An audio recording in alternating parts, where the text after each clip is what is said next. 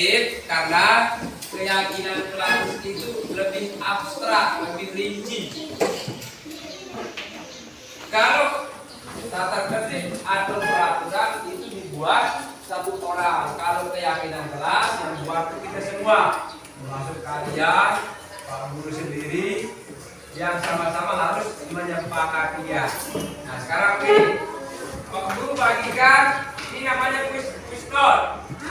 Kalian tulis dengan kata-katanya sendiri, keyakinan kelas apa yang kita buat, yang kalian buat, misalnya. Ya, silakan ditulis ya. Kalau tidak terjangkau di bawah, bisa di bawahnya aja.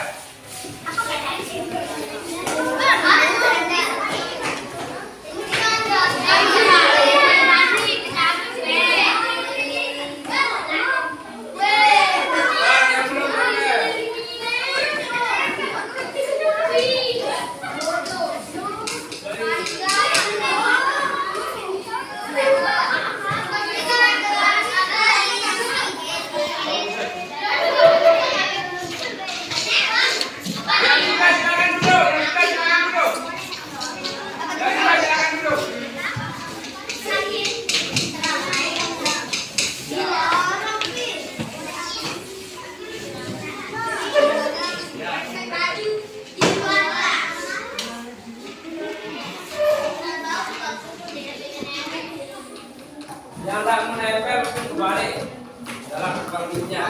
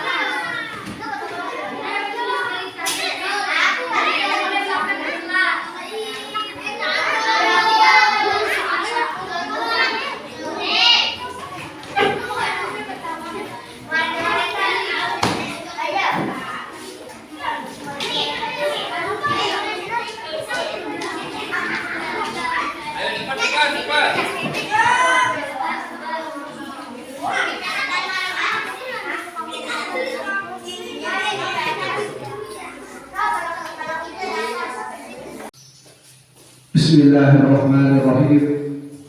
Assalamualaikum warahmatullahi wabarakatuh. Salam dan bahagia Bapak Ibu guru hebat yang kita sama-sama hormati, Bapak Kepala Sekolah, wabil khusus yang kita sama-sama banggakan dan cintai, Bapak Guru Hari SPD selaku calon guru penggerak angkatan 7 yang kita sama-sama hormati pula. Alhamdulillah, puji syukur kita haturkan kehadirat Allah Subhanahu wa taala yang mana pada pagi hari ini alhamdulillah masih kita diberikan kesehatan. Salam serta salam kita sampaikan kepada baginda Rasulullah sallallahu alaihi wasallam dengan ucapan Allahumma sholli ala Muhammad wa ala ali Muhammad. Bapak-bapak, ibu-ibu yang kami hormati, acara kegiatan modul 1.4 budaya positif segera kita laksanakan pada pagi hari ini agar mendapatkan barokah dan ridho dari Allah Subhanahu wa taala. Marilah kita sama-sama membukanya dengan melafazkan basmalah. Bismillahirrahmanirrahim. Acara kedua sambutan sekaligus pembukaan modul 1.4 budaya positif dalam hal ini yang akan disampaikan oleh Bapak Kepala Sekolah. Kepada beliau disilakan.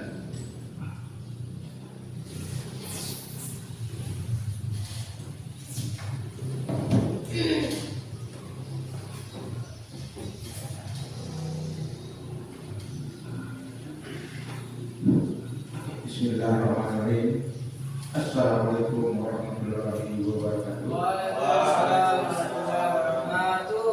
Marilah kita panjatkan puja dan puji kepada Allah Subhanahu wa taala di mana kita diberikan kesehatan dan kesempatan kita bisa melaksanakan tugas-tugas kita dengan ucapan alhamdulillah rabbil alamin. Dan tidak lupa kita sampaikan salawat dan salam kepada Nabi besar Muhammad Shallallahu Alaihi Wasallam di mana beliau telah mengarahkan kita atau mengangkat kita dari alam kegelapan ke alam yang terang benderang dengan ucapan Allahumma shalli ala sayyidina Muhammad. Bapak, Ibu guru yang hormati, di program yaitu program yang akan dilaksanakan kita ikuti sekarang ini yaitu program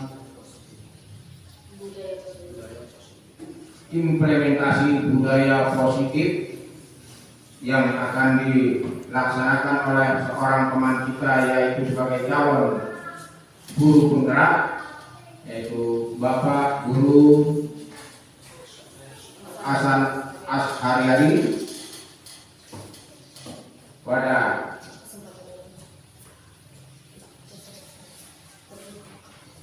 hari ini yaitu hari Sabtu tanggal 21 Januari tahun 2023 secara resmi. Mari kita sama-sama membukanya dengan membaca basmalah. Bismillahirrahmanirrahim.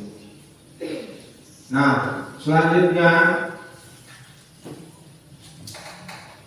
pada acara ini kami langsung saja menyerahkannya kepada saudara Hasan Asharyadi.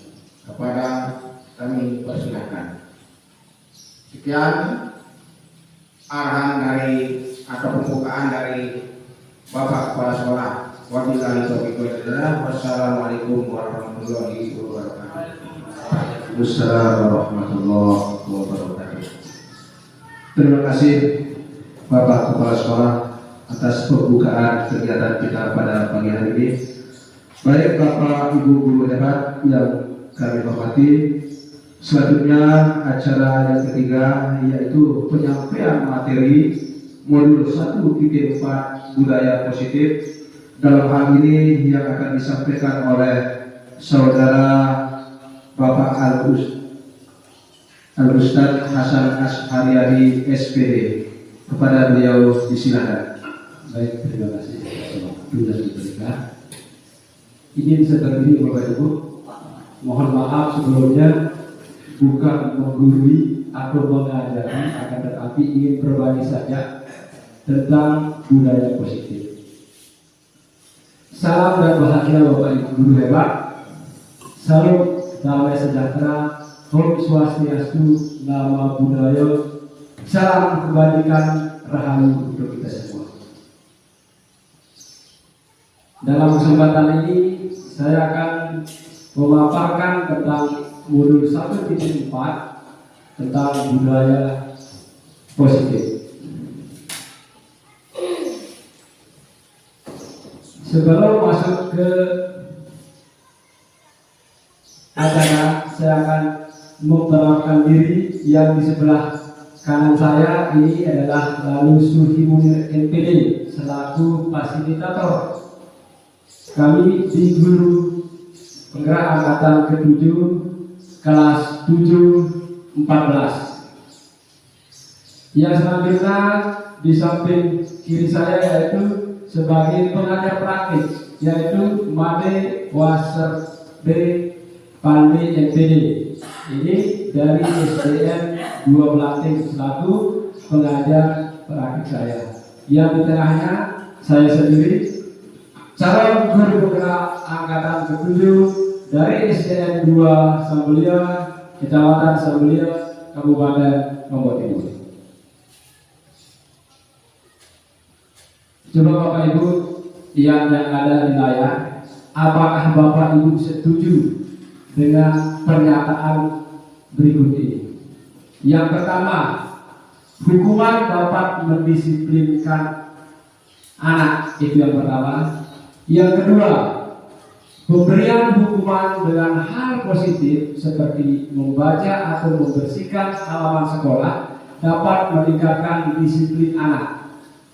Yang terakhir, memberi penghargaan apakah dapat meningkatkan motivasi belajar siswa. Silakan Bapak Ibu, siapa yang ingin berkomentar dari pernyataan yang ketiga ini? Apakah Bapak Ibu setuju dengan pernyataan yang ketiga ini? Silakan.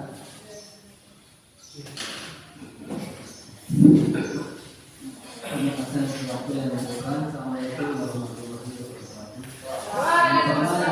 Pertama yang silakan tapi masalah hukuman dapat mendisiplinkan anak.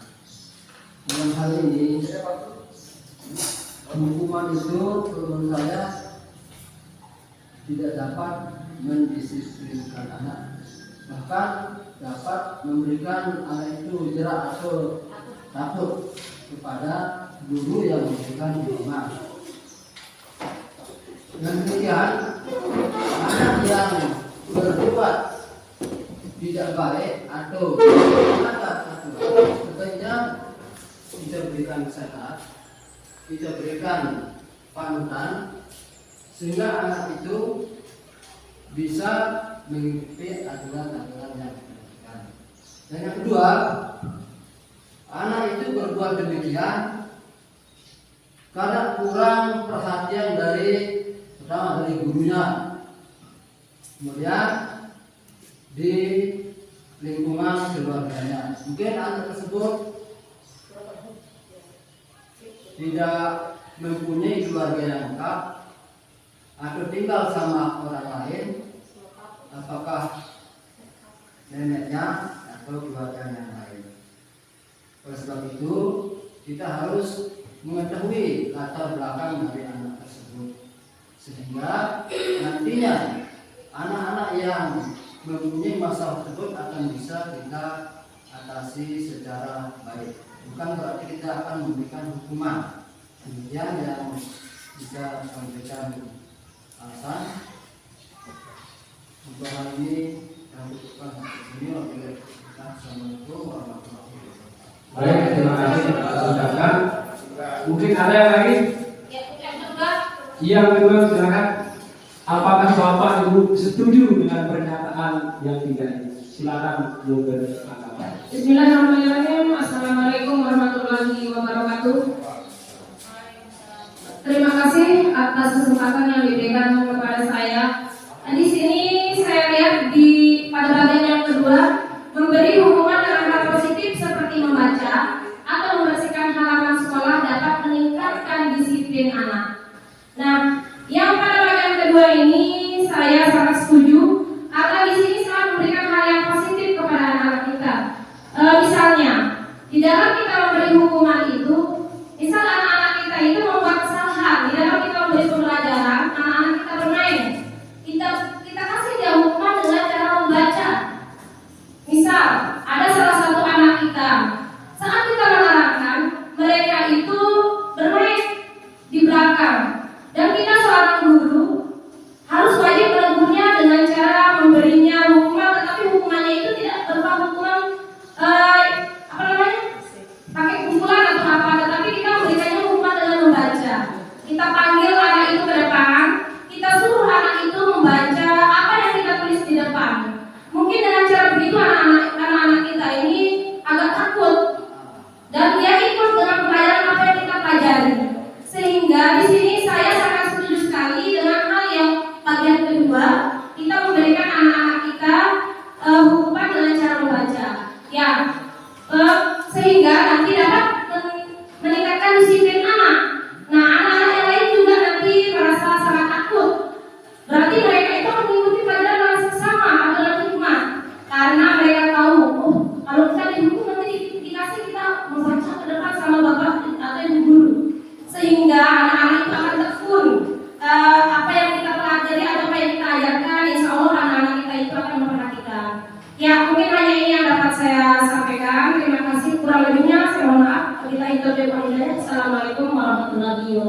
Baik, terima kasih.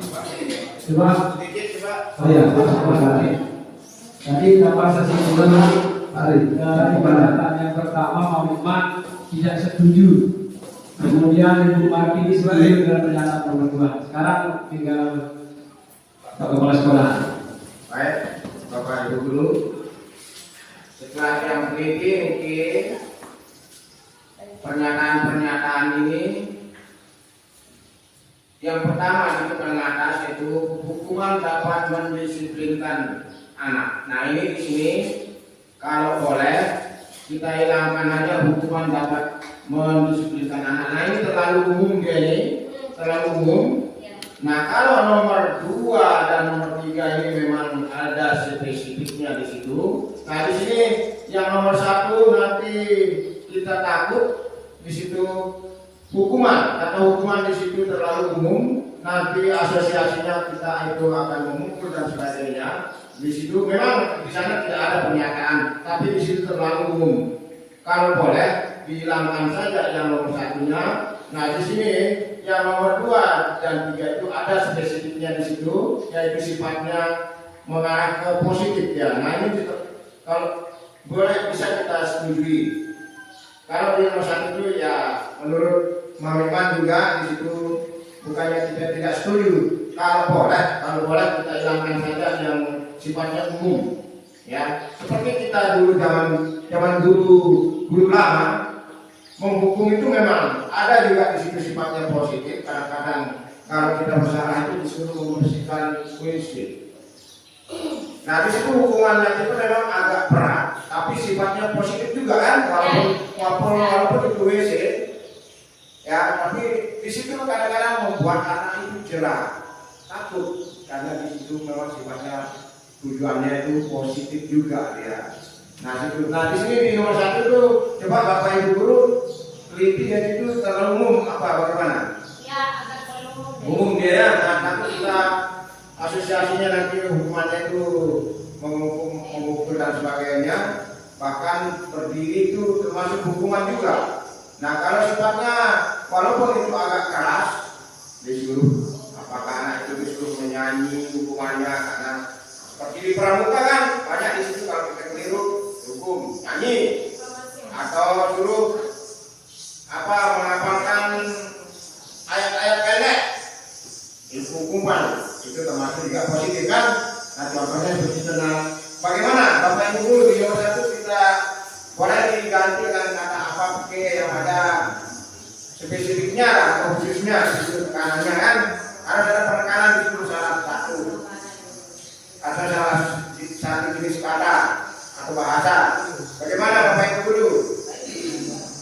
Nah ini pendapat dari kami. Wassalamualaikum warahmatullahi wabarakatuh. Baik, terima kasih kita ucapkan kepada Bapak Kepala Sekolah. Ya, dapat tersimpulkan yang tadi banyak tidak setuju dengan yang di nomor 1. Banyak yang setuju dengan nomor 2 dan nomor 3. Kita akan bahas apakah semuanya ini dapat kita setujui. Kita bahas. Kita masuk ke elaborasi pemahaman modul 1.4 budaya positif. Tapi sebelumnya di sini akan saya jelaskan yaitu budaya positif ini ada 6. Yang pertama yaitu disiplin positif dan nilai kebaikan universal. Yang kedua teori motivasi hukuman dan penghargaan restitusi. Yang ketiga keyakinan kelas. Yang keempat kebutuhan dasar manusia dan dunia berkualitas. Yang kelima restitusi 5 posisi kontrol. Yang terakhir itu restitusi segitiga. Kita lanjut Bapak Ibu. Nah, sebelum kita masuk kita akan bermain dulu. Silakan dibaca pelan-pelan Bapak Ibu. Ini adalah perubahan paradigma. Kegiatan kepala tangan kita genggam. Silakan Bapak Ibu sobeklah secari kertas kecil saja, disobek. Kemudian tuliskan benda atau sesuatu yang sangat berharga bagi Bapak Ibu. Silakan dituliskan. Kemudian letakkan di tulisan di salah satu tangan Bapak Ibu guru, baik di kanan maupun di tangan kirinya. Silakan Bapak Ibu, sedikit saja kertasnya. Nanti disinilah baru kita bisa jawab dari ketiga pernyataan yang tadi. Silakan menulis satu dua benda yang sangat berharga bagi Bapak Ibu. Silakan kita bermain dulu. Itu sudah kan itu bisa Dirobek. Kita bermain dulu sebelum memasuki atau mendalami materi tersebut. Kemudian apa yang terjadi bisa dibayangkan. Sudah? Silakan ditulis. Digenggam nanti dia mendapat harganya.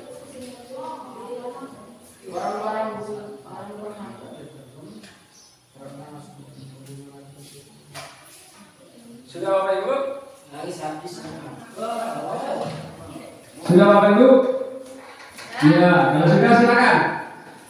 Letakkan di salah satu tangan Bapak Ibu, di kanan maupun di kiri. Genggam sekuat-kuatnya dengan segala daya. Kemudian teman Bapak di sampingnya dengan sekuat ingin membukanya, silakan berpasangan. Genggam sekuat-kuatnya. Genggam sekuatnya. Genggam sekuatnya.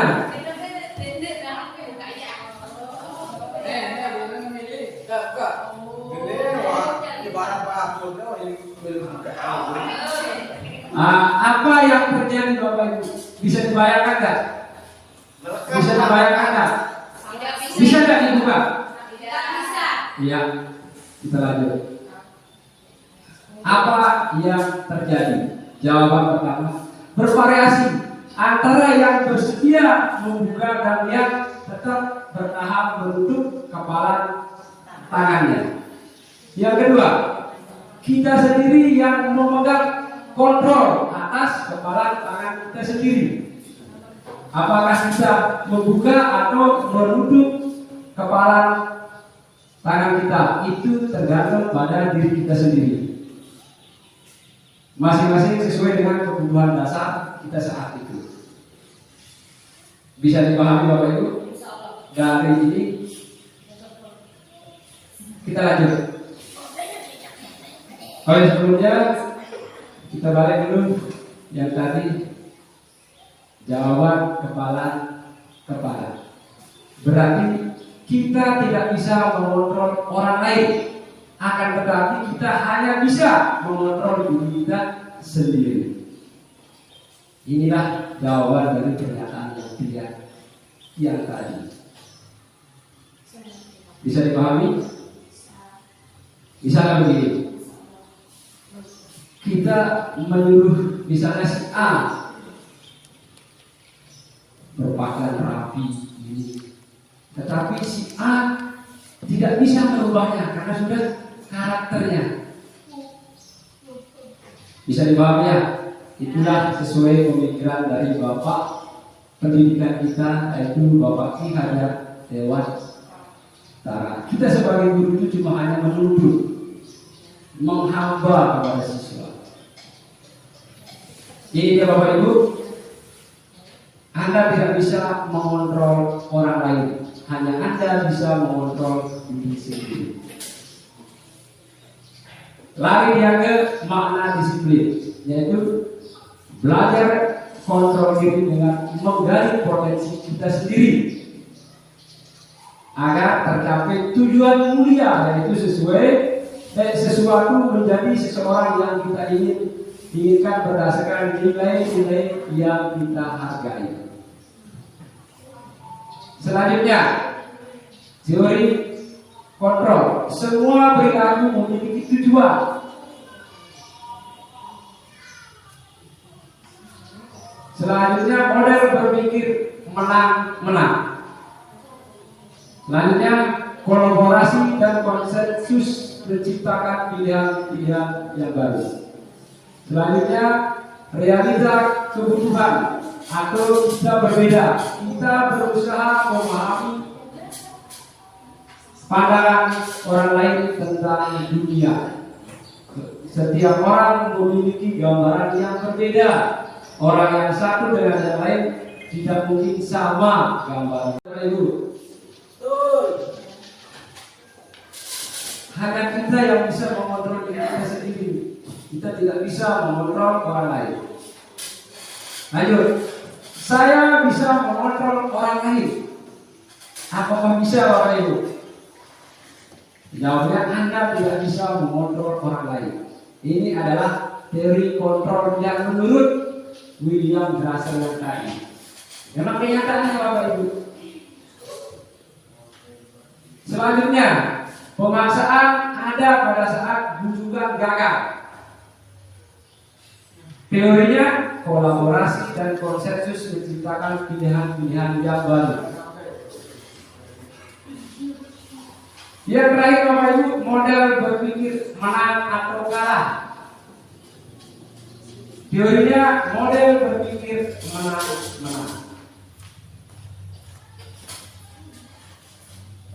Sampai di sini Bapak Ibu, ada yang ditanggapi dari ini?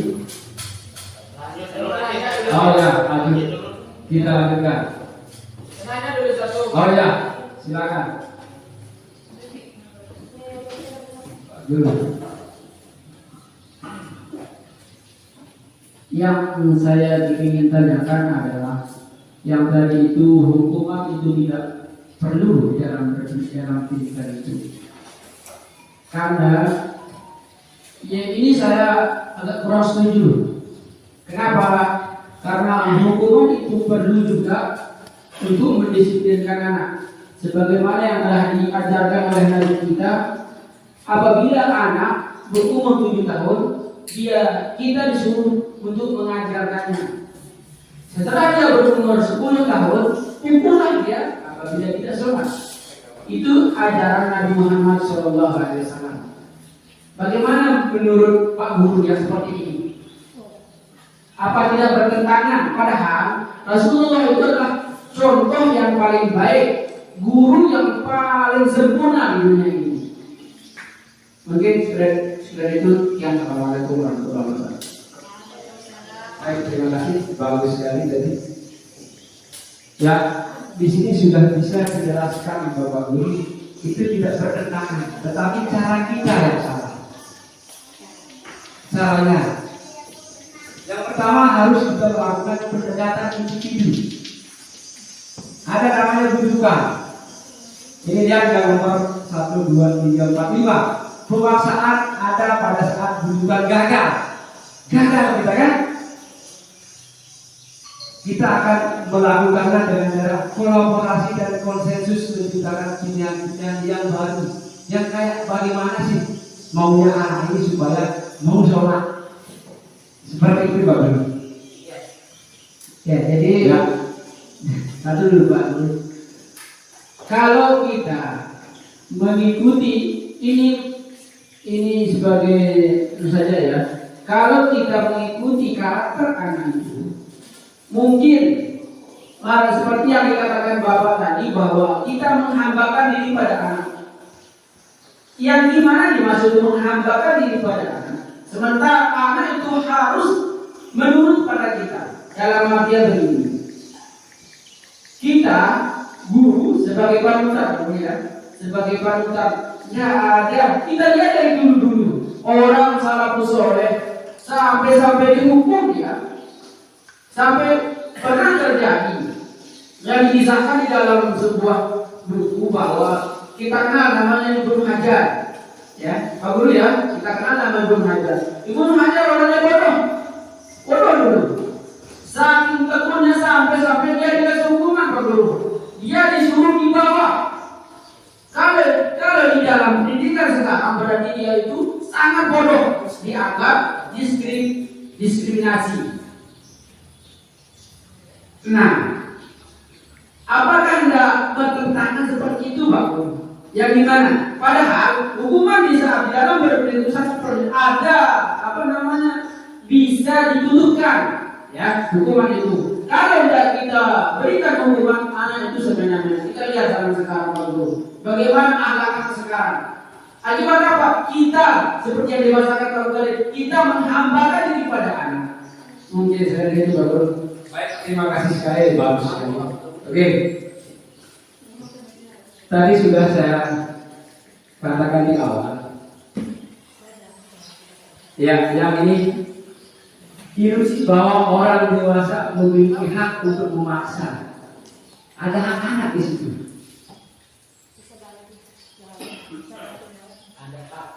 Ada hak anak. Nah, sekarang begini, apakah bapak ibu bisa mengontrol orang lain? Bisa nggak di situ? Tak bisa kita memaksakan Pak Guru. Akan tetapi ada cara yang lebih baik, itu melakukan pendekatan. Masuk kita di sini. Kolaborasi dan konsensus menciptakan keyakinan yang baru. Saya ada Pak Guru setelah bisa masuk di program guru penggerak baru setahun. Kita semua sudah melakukan hal yang sama. Ternyata itu salah. Karena kita sebagai umat manusia itu diciptakan berbeda-beda karakternya.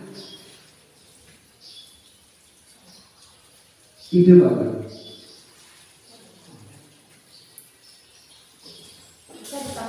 Bisa, silakan. Bismillahirrahmanirrahim. Assalamualaikum warahmatullahi wabarakatuh.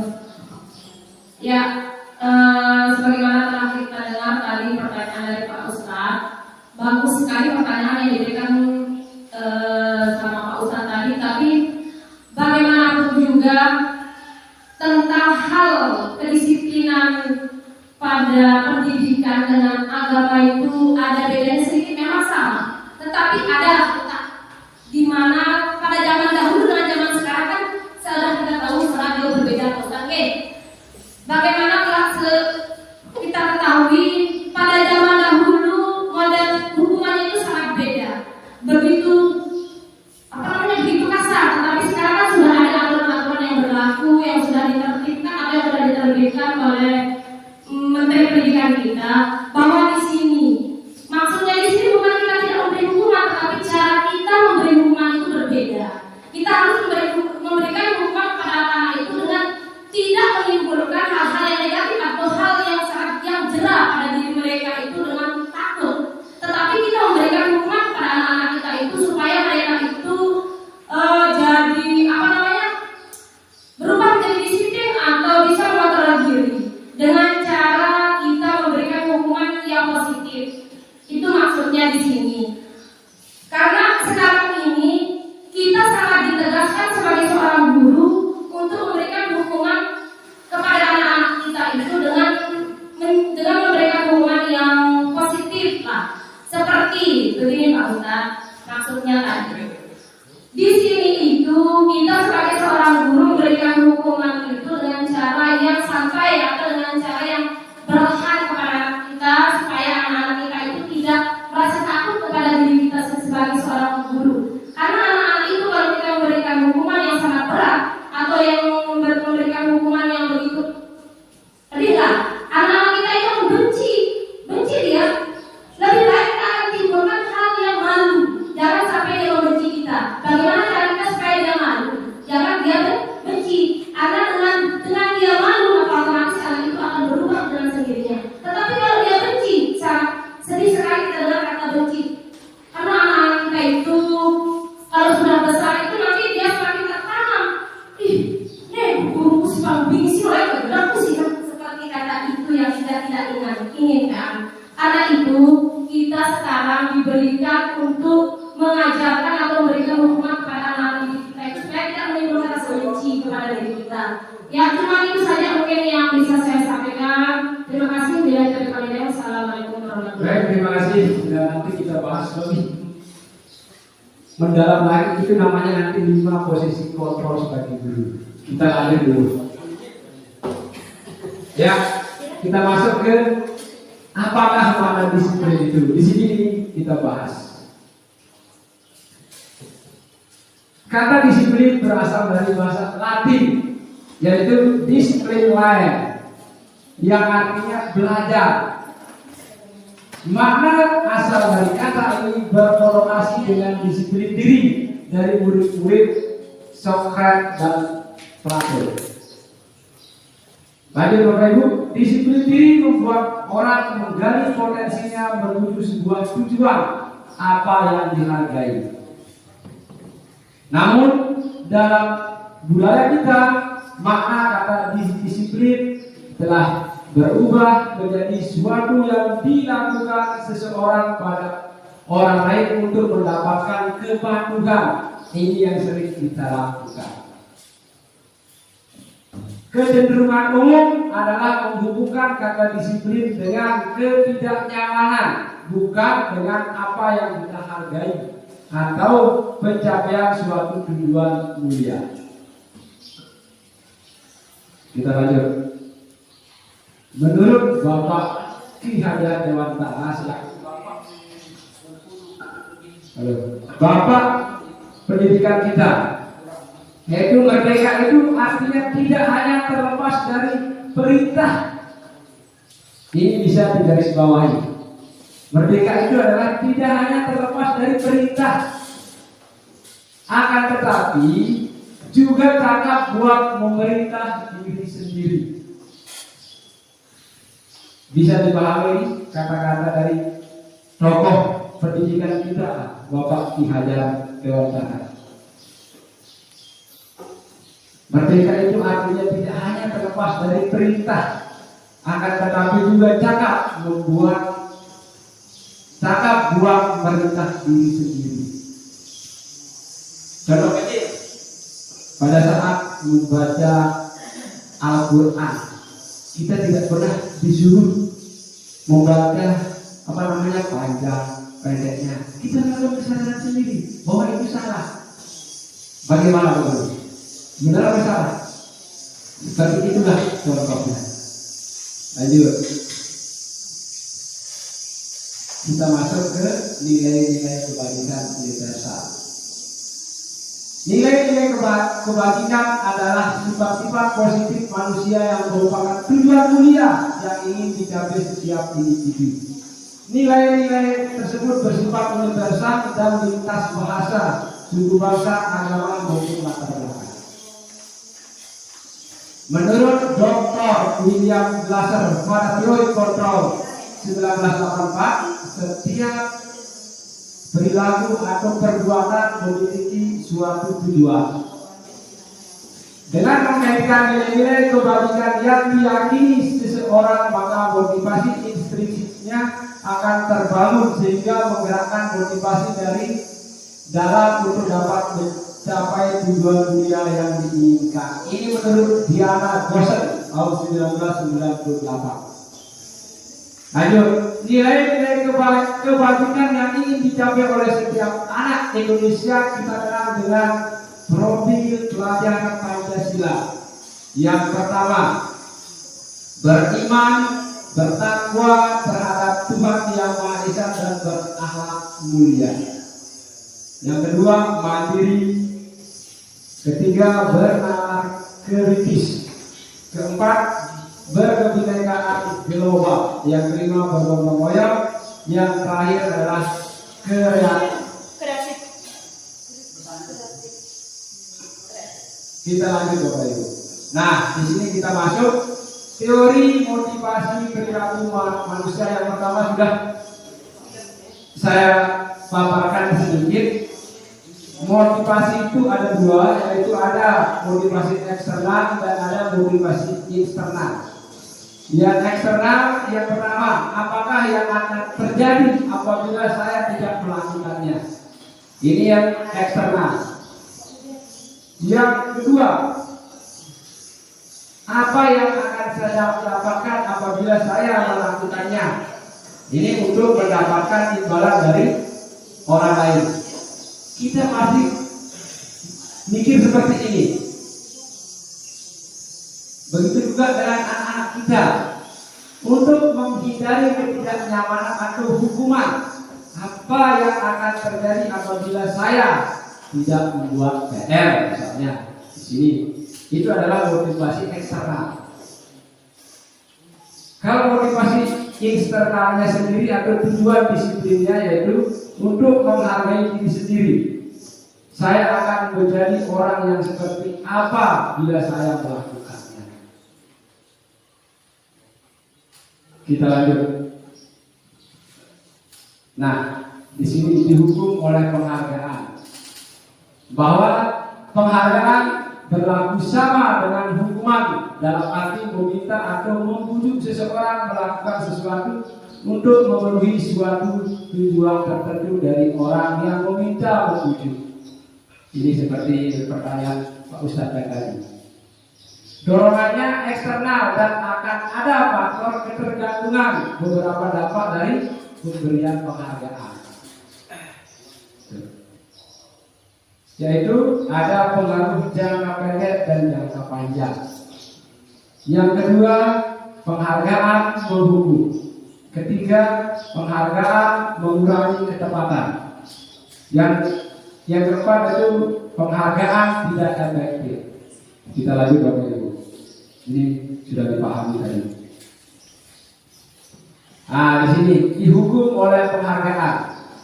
Bahwa penghargaan berlaku sama dengan hukuman dalam arti meminta seperti yang tadi. Penghargaan merusak hubungan, kemudian penghargaan menurunkan kualitas. Selanjutnya penghargaan mematikan kreativitas. Ini penghargaan mengurangi motivasi intrinsik. Lanjut. Nah, bentuk program kebajikan apresiasi ini yang seharusnya kita lakukan. Dalam memberikan apresiasi atau pengakuan perlu diingat beberapa hal. Yang pertama, beri pengakuan secara khusus. Yang kedua, beri pengakuan secara pribadi. Yang ketiga, beri pengakuan kepada semua murid kita secara bergantian. Yang keempat, beri pengakuan secara konsisten. Yang terakhir, fokus pada prosesnya. Kita lanjut. Nah, ini adalah contoh pengakuan apresiasi kebajikan. Pembukanya kemarin saya perhatikan. Nilai kebajikannya rasa empati pun besar sekali. Situasinya pada saat menolong murid baru di kelas kita. Lanjut Bapak Ibu, saya menghargai, yaitu nilai kebajikannya itu kepedulianmu. Kemudian situasinya pada saat kamu membantu teman-temanmu di tugas kelompok. Yang ketiga, terima kasih untuk ini kita ucapkan kepada siswa kita, yaitu rasa tanggung jawab. Situasinya itu pada saat kamu memungut kertas yang berserakan di lantai. Lanjut. Nah, kita coba sedikit menjawab, yaitu tugas perbedaan hukuman dan konsekuensi. Yang mana yang seharusnya namanya hukuman, yang mana seharusnya konsekuensi. Kita lihat yang pertama, mencatat 100 kali di dalam buku kalimat saya tidak akan terlambat lagi karena terlambat ke sekolah. Apakah ini termasuk hukuman atau konsekuensi? Konsekuensi. Konsekuensi. Konsekuensi. Bagaimana Bapak Ibu? Konsekuensi. Hukuman apa? Konsekuensi. Oke, kita simpan. Yang pertama konsekuensi. Nanti kita lihat jawabannya sama-sama. Yang kedua, lari mengelilingi lapangan basket 2 kali karena terlambat hadir di sekolah. Ini mungkin sering dilaksanakan sama guru olahraga. Apakah ini termasuk hukuman atau konsekuensi? Hukuman. Nanti kita lihat. Yang ketiga, murid diminta untuk push up 15 kali karena tidak menggunakan masker ke sekolah. Ini bagaimana? Lanjut. Menggantikan kertas tugas teman yang telah dicoret. Lanjut, membersihkan tumpahan air di meja tulis karena tersenggol pada saat belajar. Hukuman. Lanjut, murid disuruh untuk tidak mengenakan sepatu seharian di sekolah karena tidak mengenakan sepatu hitam. Lanjutnya, lari mengelilingi lapangan basket 2 kali karena terlambat 10 menit untuk pelajaran biologika. Kita lihat jawabannya Bapak Ibu. Ya. Yang pertama ini hukuman. Nah, ini yang kita buat tentang keyakinan kelas. Kita aja Bapak Ibu ya. Yang nomor 1 adalah hukuman. Yang konsekuensi adalah mengganti kertas tugas teman yang telah dicoret-coret. Itu adalah konsekuensi. Bisa dibaca sendiri Bapak Ibu supaya paham. Kita lanjut. Inilah hukuman dan konsekuensinya. Sesuatu yang menyakitkan harus terjadi, konsekuensinya sesuatu yang harus terjadi. 2, membuat anak sakit maupun hati untuk jangka waktu lama. Ini membuat anak merasa tidak nyaman dalam jangka waktu pendek. Itu konsekuensinya. Hukumannya anak membenci kedisiplinan. Konsekuensinya anak menghargai disiplin. Paksaan. Kalau konsekuensinya adalah stimulus tanggapan. Hukuman mendorong anak menyakiti diri sendiri. Konsekuensinya mendorong anak agar mudah menyesuaikan dirinya. Selanjutnya konsep diri yang buruk, konsep diri yang baik. Selanjutnya anak belajar untuk menyembunyikan kesalahan. Anak belajar untuk mematuhi peraturan. Selanjutnya marah, rasa bersalah, dipermalukan, merasa tidak dihargai, kehilangan hak, dibuat tidak nyaman, diasingkan untuk sementara. Time out. Ini sering kita laksanakan. Lanjut Bapak Ibu, ini adalah perbedaan hukuman dan konsekuensi yang tadi sudah kita jelaskan. Itu adalah perbedaan antara hukuman dan konsekuensi. Kapan harus kita memberikan hukuman, kapan harus kita memberikan konsekuensinya. Kita lanjut. Nah, di sini masuk kita ke jawaban apa itu restitusi. Restitusi itu adalah proses menciptakan kondisi bagi murid untuk memperbaiki kesalahan mereka, sehingga mereka bisa kembali pada kelompok mereka dengan karakter yang lebih kuat. Restitusi juga merupakan proses kolaboratif yang mengajarkan murid untuk mencari solusi untuk masalah mereka dan membantu murid berpikir tentang orang seperti apa yang mereka inginkan dan mereka ingin menjadi tujuan mulia dan bagaimana mereka harus memperlakukan mereka. Lanjut. Identitas kita lanjut. Nah, ini yang perlu sekali kita sampaikan. Identitas gagal. Di sini hukuman itu dianggap identitas gagal. Misalnya, sistem tidak akan berjalan bila murid tidak takut. Kalau hukuman, karena kita suruh anak itu masukkan baju. Kalau anak itu tidak takut, tidak akan mau memasukkan baju.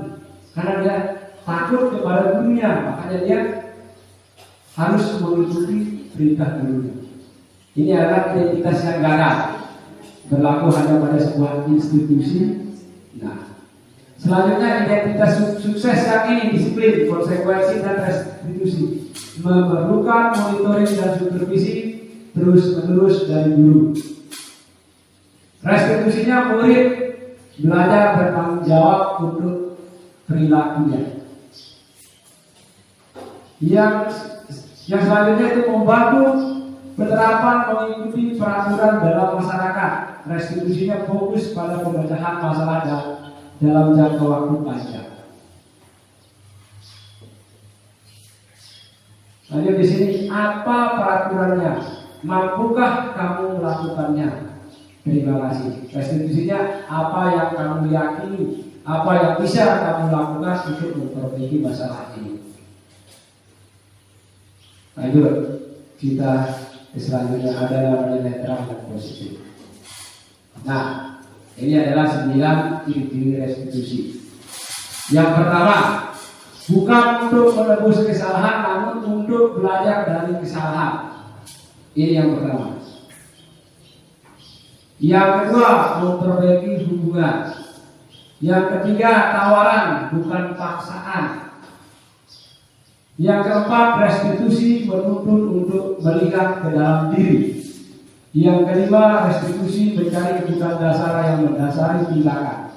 Yang keenam, restitusi diri adalah cara yang paling baik. Yang ketujuh, restitusi fokus pada karakter bukan tindakan.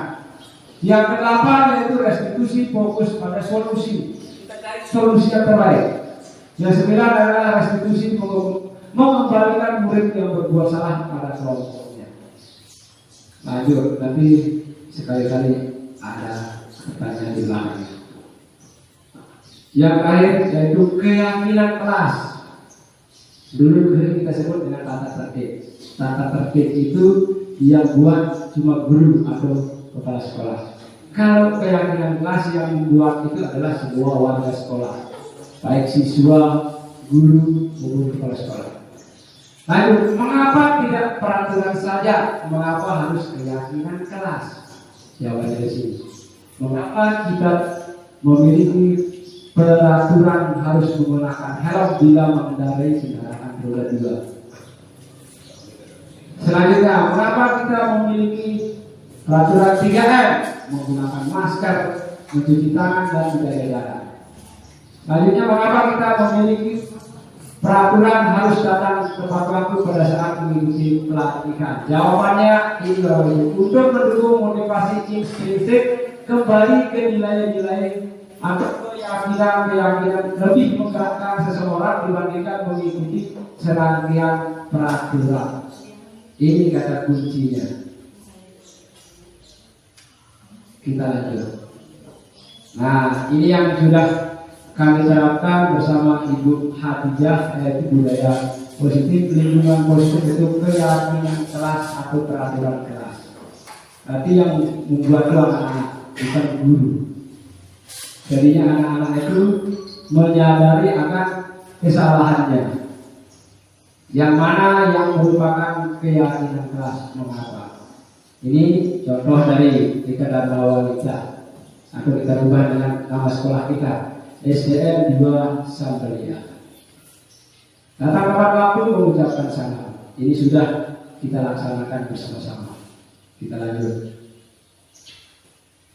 Nah, ini kegiatan pendalaman tentang keyakinan kelas A, B, dan Y. Yaitu hormat, bekerja, diterima, dan memiliki. Yang hormat itu kami meyakini bahwa sangat penting untuk menghormati semua orang dan barang milik orang lain. Kita lanjut.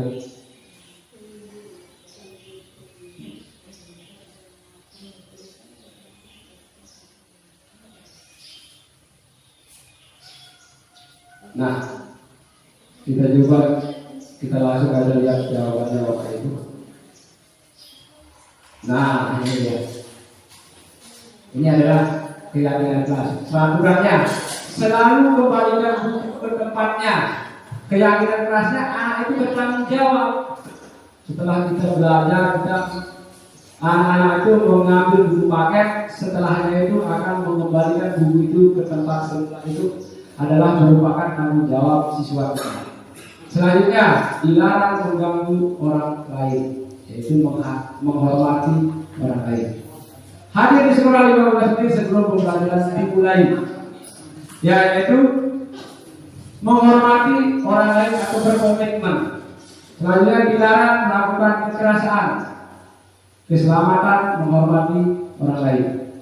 Selanjutnya, dilarang menggunakan narkoba. Ini mungkin bagi siswa-siswa kita yang udah SMA. Sini bergantian atau menunggu giliran menghormati orang lain karena ada hak orang lain juga di situ.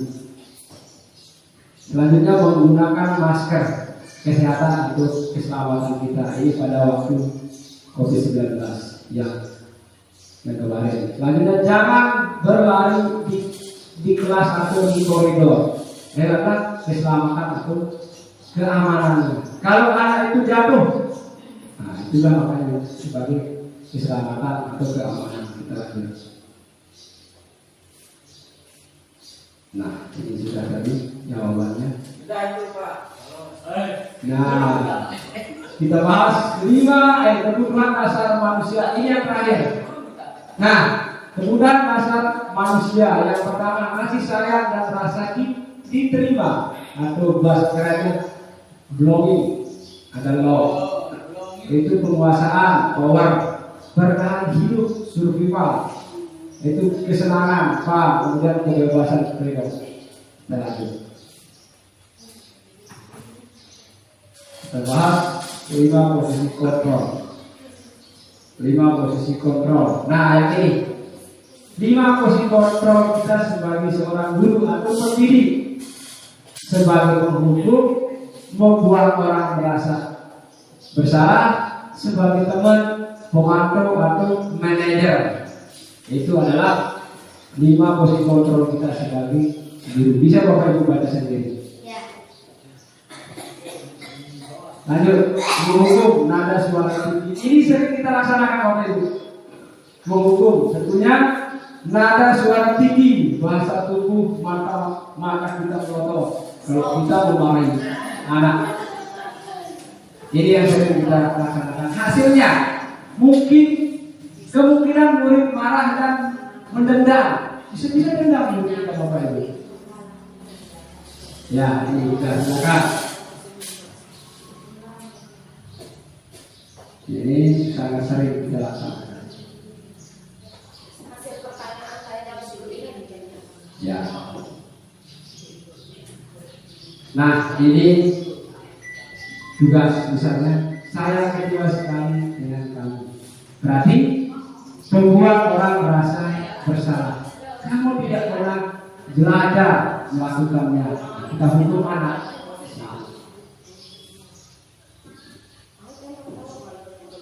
Yang terakhirnya Bapak Ibu segitiga restitusi.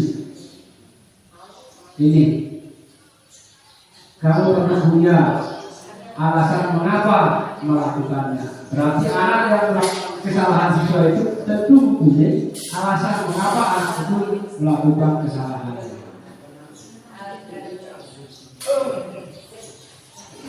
Sampai di sini Bapak Ibu, mungkin ada yang ditanggapi.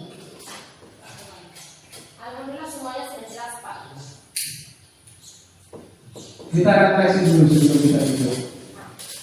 Hal baru apa yang mengubah paradigma saya yang saya dapatkan? Perasaan apa yang muncul selama mengikuti sesi ini, khususnya mengenai makna disiplin dan motivasi intrinsik? Kita refleksi diri sudah di sini. Peran Among seperti apakah yang saya telah lakukan selama mengikuti modul ini? Saya akan menjadi Among yang seperti apakah setelah mengikuti modul ini? Terima kasih Bapak Ibu. Hanya ini yang bisa disampaikan. Mungkin ada yang menanggapi. Ya, sedikit.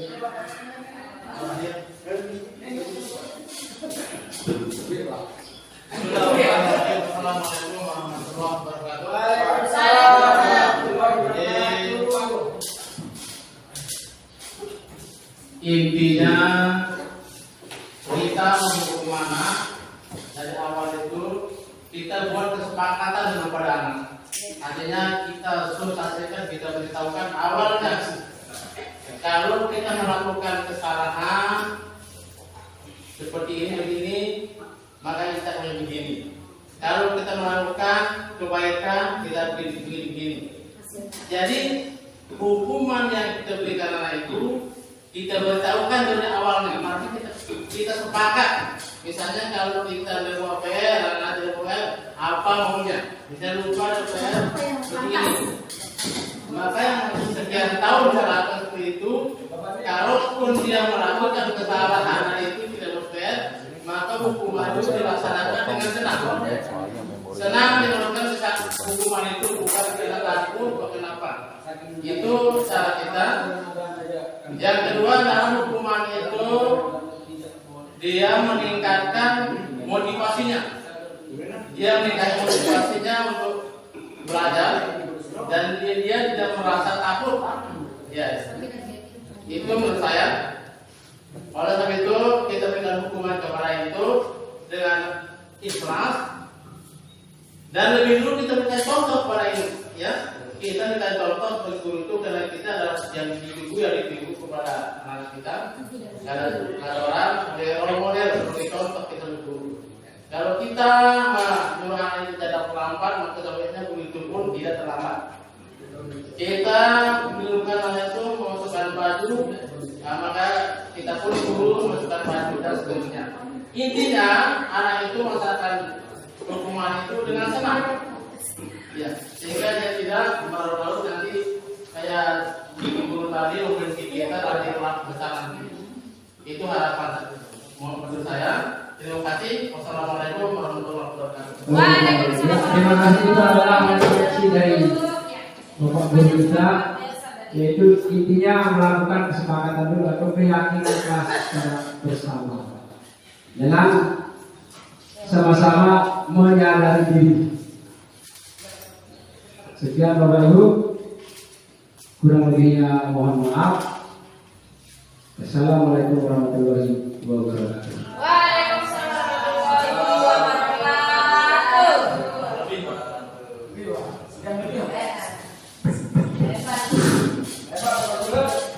Sebelum kita akhiri, kasih aplaus dulu untuk calon guru penggerak kita.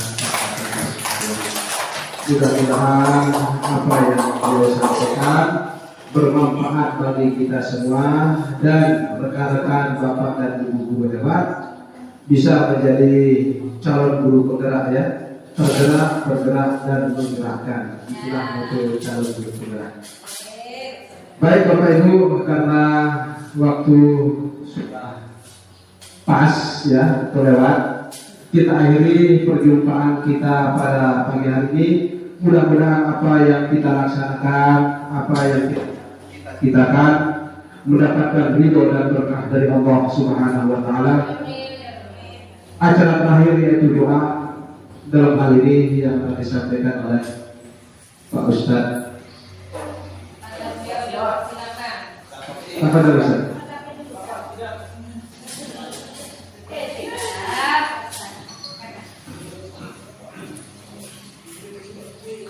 Ya, Assalamualaikum warahmatullahi wabarakatuh.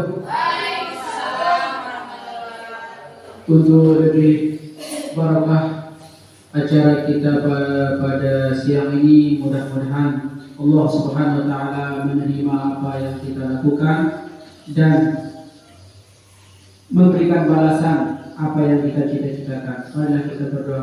A'udzubillahi minasyaitonir rajim. Bismillahirrahmanirrahim. Alhamdulillahirabbil alamin. Wassalatu wassalamu ala asyrofil anbiya'i wal mursalin sayyidina Muhammad wa ala alihi washabbihi ajma'in. Allahumma tub'at darajatina bil ilmi wal yaqin wal ikhlas wa husnul khatimah.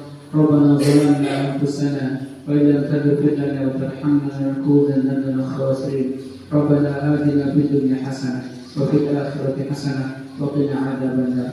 Subhana rabbika rabbil izzati amma yasifun. Salamun alal mursalin. Walhamdulillahi rabbil alamin.